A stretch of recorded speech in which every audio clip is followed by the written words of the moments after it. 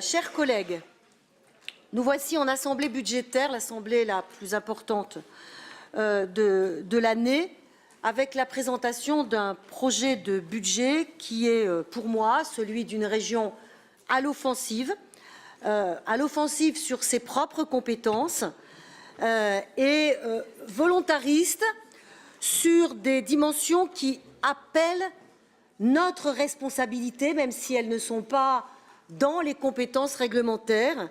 Je veux parler de l'enseignement supérieur et de la recherche, de la transition énergétique et de la culture. Nous demeurons cette année le premier contributeur de l'investissement public local sur notre territoire, avec une prévision de plus de 360 millions d'euros de dépenses d'investissement pour l'année 2018. Je rappelle qu'en 2015, les deux anciennes régions avaient investi ensemble 344 millions d'euros. Nous investissons donc plus que les deux anciennes régions réunies. Nos investissements, il faut vraiment que vous l'ayez en tête, bénéficient aux entreprises locales. 80% de nos achats bénéficient à des entreprises régionales. Nos investissements bénéficient à tous les territoires de notre région, de la Puisée aux Vosges, du Charolais au Jura. C'est le gage des 40 contrats de partenariat avec les pays afin d'aider les communes et les intercommunalités à mener à bien leurs projets. Et les maires qui sont présents dans cette assemblée savent l'importance de cette intervention de la région. Grâce à une gestion rigoureuse, nous ne sommes pas contraints, malgré un contexte complexe pour la construction de nos budgets en raison de la baisse des apports de l'État, nous ne sommes pas contraints de réduire drastiquement nos dépenses de fonctionnement et donc les services rendus à nos concitoyens en matière de formation, d'éducation, de transport, de protection de l'environnement. Nous avons pu aussi, grâce à cette gestion, conclure avec les agents de la région un contrat social global qui a permis d'harmoniser les régimes indemnitaires des deux anciennes régions sans qu'aucun des agents, malgré toutes les craintes qui avaient pu être exprimées, ne perde un euro sur sa feuille de paie avec ce nouveau régime indemnitaire. Ce contrat a été voté, nous avons commencé à l'expliquer aux agents, ce qui permet de lever un certain nombre d'incompréhensions. Les agents découvrent ainsi qu'ils vont avoir de nouvelles possibilités en matière de télétravail, qu'ils vont bénéficier d'une meilleure prise en charge de leur ticket restaurant, que les agents contractuels des lycées vont bénéficier du versement de 50% du régime indemnitaire alors qu'ils n'avaient pas droit à ce régime jusqu'à présent. C'est un accord équilibré. Dès 2018, nous y consacrons 2,3 millions d'euros supplémentaires, dont 1,6 million pour le seul régime indemnitaire. C'est une avancée, là où je vois que d'autres régions sont surtout animées par le souci de réduire des postes. Les économies, nous les travaillons, mais je n'ai jamais voulu que les économies se fassent au détriment des interventions en direction de nos citoyens. Les économies, nous les traquons sur les moyens généraux de l'institution où nous cherchons toutes les marges de manœuvre possibles. Par exemple, sur notre politique d'achat. Nous escomptons, en renégociant un certain nombre de contrats d'assurance ou de maintenance, économiser à terme jusqu'à 3,5 millions d'euros par an. Nous continuerons surtout à financer des dépenses d'ingénierie, c'est-à-dire des dépenses de fonctionnement au service des territoires, afin de déclencher, de sécuriser et de faciliter leurs investissements. Si je dis cela, et si j'insiste un peu, c'est que je sais que nous allons avoir une nouvelle fois un débat qui va opposer l'investissement soi-disant vertueux au fonctionnement soi-disant à bannir. L'exemple de l'ingénierie territoriale au profit des territoires pour les aider à investir devrait nous aider à dépasser cette division simpliste entre investissement et fonctionnement au sens de la comptabilité publique. Et le rapport du Césaire, publié en novembre 2017, intitulé « Repenser la dépense publique », nous y invite précisément. Je cite le Césaire. « Certaines dépenses de fonctionnement sont indispensables au développement des territoires et peuvent ainsi être considérées comme un investissement sur le long terme. Et c'est notamment le cas des dépenses d'ingénierie territoriale. Pour ce qui concerne l'investissement au sens de la comptabilité publique, j'entends dire que nous jouons petit bras. J'en appelle à la cohérence de ceux qui plaident au plan national pour un amaigrissement brutal de l'État et des collectivités et qui se font les chantres dans cette enceinte de la dépense publique. Je ne vais pas entrer là maintenant dans le détail de notre budget. Je vais seulement mentionner des points saillants de nos principaux postes de dépenses publiques. Dans les lycées, nous allons investir 100 millions d'euros. Les premières perspectives d'exécution cette année nous montrent que nous allons consommer ces crédits à hauteur de 95%. En 5 ans, cela représentera un demi-milliard d'euros. Ces lycées, nous les voulons connectés, engagés dans la transition écologique. En juin prochain, l'ensemble des lycées régionaux auront été connectés au très haut débit, 60 mégasecondes. L'ensemble des lycées. C'est la Franche-Comté qui va voir les plus grosses opérations démarrer cette année sur son territoire, entre Morteau, Ferté, Agré, Poligny, Germaine-Tillon à Montbéliard, car nous entrons dans la mise en œuvre opérationnelle du plan lycée qui avait été décidé en fin de mandat de la Franche-Comté. Ce qui n'empêche pas, bien sûr, de belles opérations en Bourgogne, et je pense notamment à la fin du très gros chantier du lycée Blum au Creusot.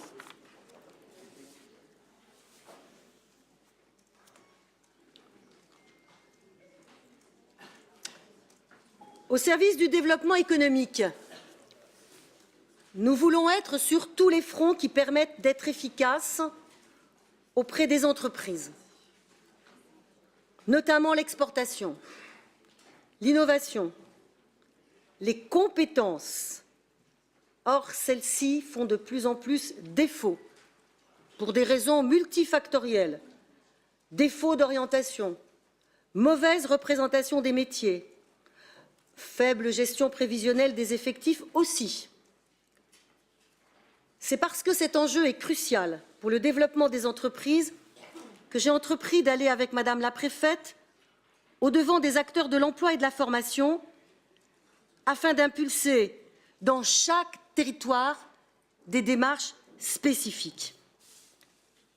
Au centre de la question des compétences pour les entreprises, il y a la question de l'apprentissage qui fait l'objet de concertations nationales, vous le savez, en vue d'un projet de loi au printemps.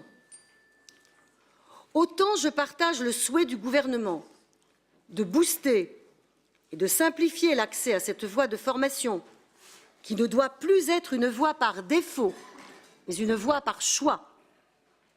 Autant je suis inquiète, avec l'ensemble des autres régions, de l'hypothèse de confier la gestion de l'apprentissage exclusivement aux branches professionnelles.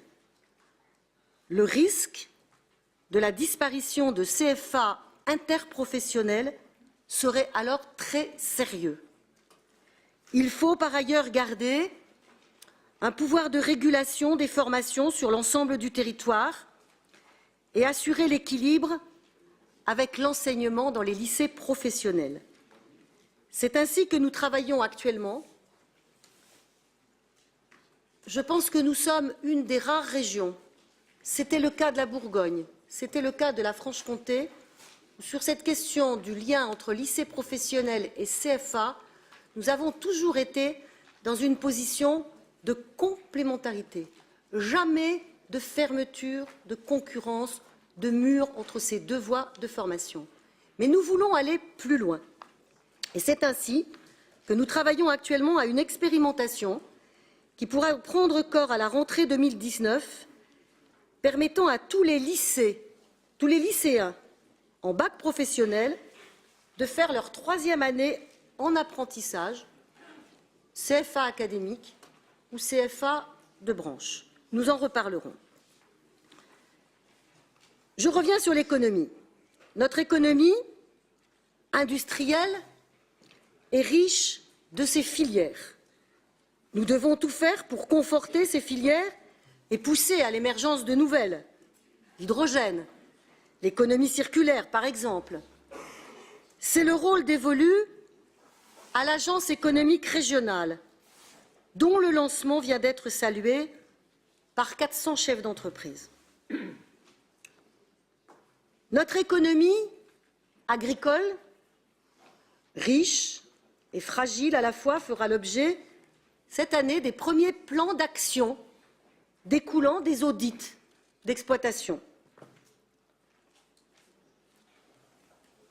Nous serons vigilants aussi aux conséquences des aléas, non seulement climatiques, mais sanitaires.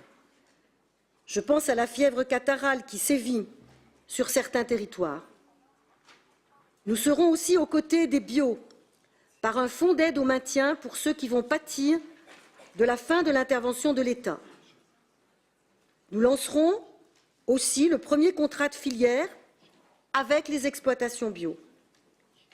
Et pour booster la commercialisation des produits locaux, nous mettrons en place une task force avec les professionnels de l'agriculture et de l'agroalimentaire. Autre domaine fort de notre dépense publique, les transports. Je tiens à ce que dans ce domaine, nous soyons pionniers, car il en va et de notre économie et du développement de nos territoires. L'économie, parce que je pense à la perspective d'achat de trains hybrides et de trains à hydrogène.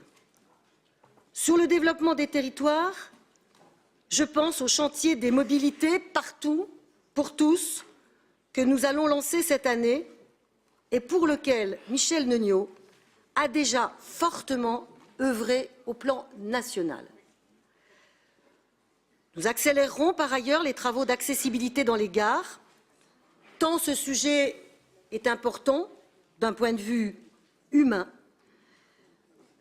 par des avances éventuellement de trésorerie à la SNCF, quand on verra que les travaux risquent de rester en souffrance. Les retards ne sont plus admissibles dans ce domaine. Et sur cette question des avances, je ne suis pas fermée non plus à ce que nous accélérions par des avances à l'État des travaux routiers inscrits au CPER, mais qui prennent eux aussi trop de retard.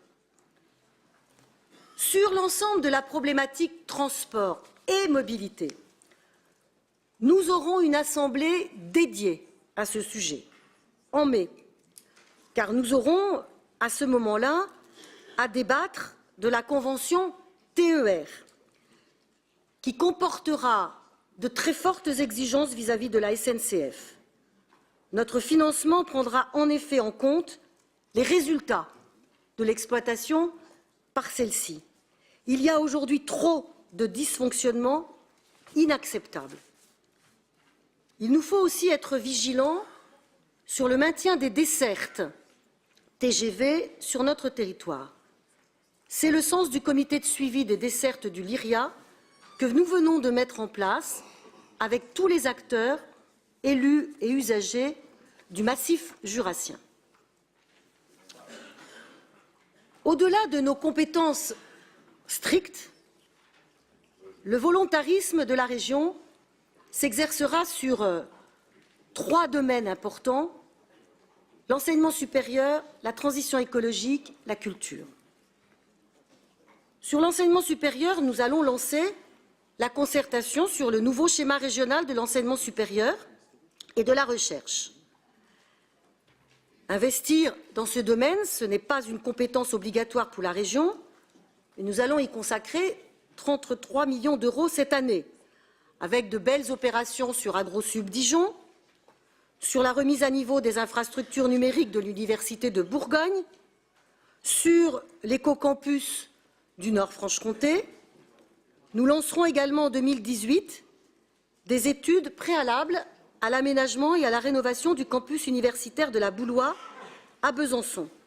J'en profite pour redire combien il est capital pour notre région de pouvoir compter sur ces grands pôles d'enseignement et de recherche, de Belfort au Creusot, en passant par Dijon et Besançon, grâce à une gouvernance collaborative. Il y a encore trop de forces locales qui ne jouent pas assez le jeu de cette coopération et de cette gouvernance collaborative. Mais les alertes ont été données par nous-mêmes, par l'État et par le rectorat aux universités et aux établissements d'enseignement supérieur. Dans le domaine de la transition écologique et énergétique, nous allons mettre en œuvre le document d'orientation qui vous sera présenté demain matin. Il a fait l'objet d'une concertation approfondie avec tous les acteurs de ce domaine, mais notre ambition, elle est véritablement de décloisonner l'action de la région. C'est ainsi que la transition écologique et énergétique, nous l'abordons sous le prisme des formations, des transports, de la rénovation énergétique des logements, du développement des énergies renouvelables, dans le cadre de notre partenariat aussi avec les pays, dans nos lycées. Et dans nos lycées, au-delà de nos travaux d'efficacité énergétique, je voudrais que nous mettions à disposition les toitures des lycées pour y développer des projets participatifs d'énergie renouvelable. Je veux aussi accélérer nos efforts pour l'alimentation locale dans les cantines, 50% de produits locaux, dont 20% de bio.